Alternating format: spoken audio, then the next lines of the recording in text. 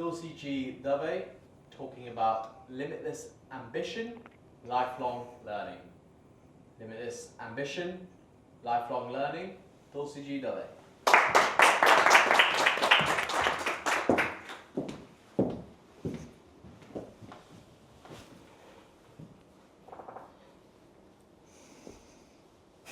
I love reading. Does anyone else just love that feeling of cozying up to an old comfort book? Or diving into a new riveting read? And I don't mean a Kindle or another screen, but a real book with pages worth any paper cuts and that fresh book smell. Well, my genre of choice tends to flicker between suspense and self-development. Self-development, such a hot topic nowadays. Everyone seems to be talking about how to become the best version of yourself, to boost productivity and raise your emotional intelligence. Well, I'm fairly certain that this wasn't word on the street back in the 1950s. Kampala, Uganda. This is where my maternal grandmother, my beloved Ba, spent the first few years of her life. So it really fascinates me as to how this modern concept of a growth mindset is at her very core. Her limitless ambition and lifelong learning transformed her life into something truly extraordinary. Ba came over to the UK as a teenager to support her family, her parents and siblings. She had a job, her first job, in a factory. This huge factory that made her feel this small, where she made these massive winter coats, twice the size of her, she remembers. Her back would ache, and her fingers too, from the heavy and dangerous machinery.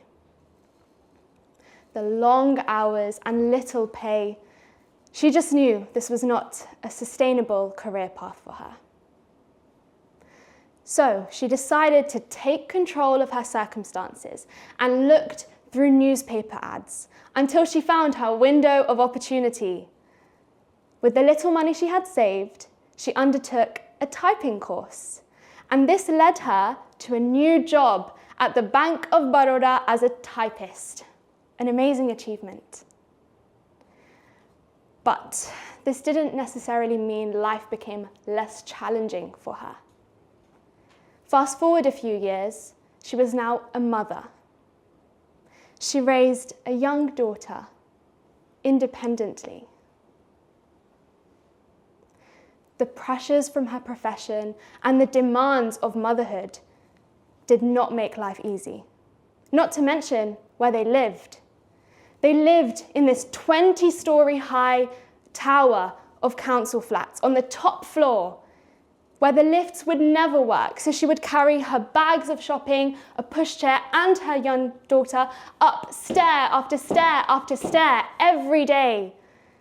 Again, she knew this was not where her daughter or where she belonged. Her next dream was her own property. So, in true Ba fashion, she learned. She asked her colleagues, her managers, and surrounded herself with strong female inspirations for herself, who knew their way around finances. And many budgets, sacrifices, and side hustles later, she did it. She had the keys to her own home in North London, the base for a much brighter future for herself and her daughter. My mum. My Ba's career truly inspires me. She took control of her situation and made change for herself and her small family. Fast forward another few years, her daughter had now grown up and flown the nest to raise her own young family. So now this was Ba's time to enjoy her freedom, her retirement.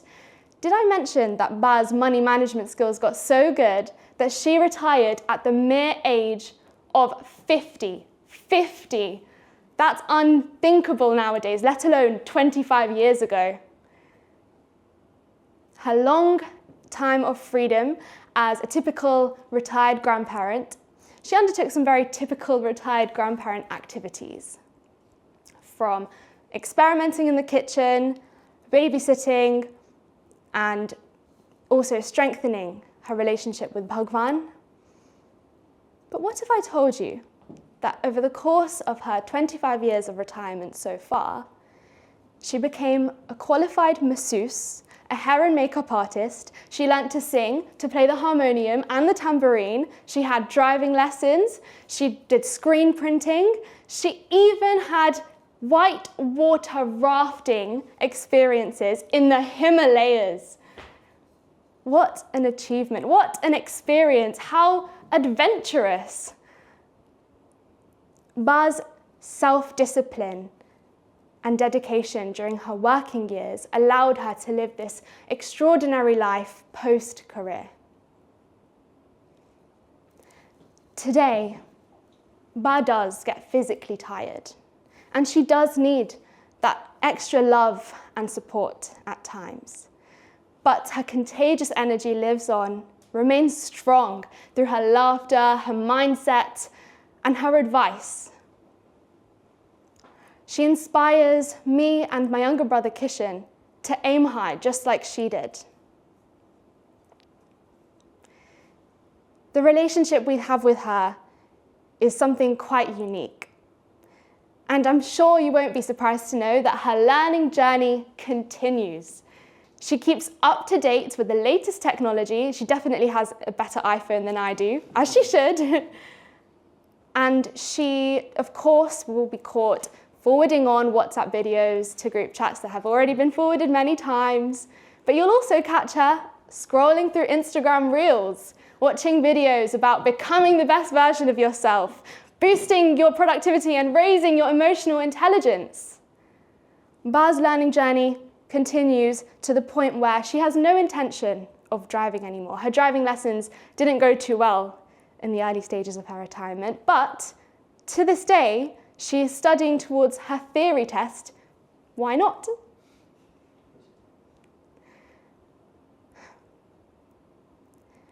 Ba is a unique individual. She's led a weird and wonderful life and picked up so many bizarre hobbies. When I think about my Ba, I aim high, just like her, because she taught us not to place restrictions on our dreams and to commit to a life of being a student through all of your practical experiences. When I turn 50, I probably won't be retired. But hopefully, I'll have some more time to read. And maybe I won't have been whitewater rafting in the Himalayas, or not yet, because it will still be one of my many ambitions, and it's never too late to learn.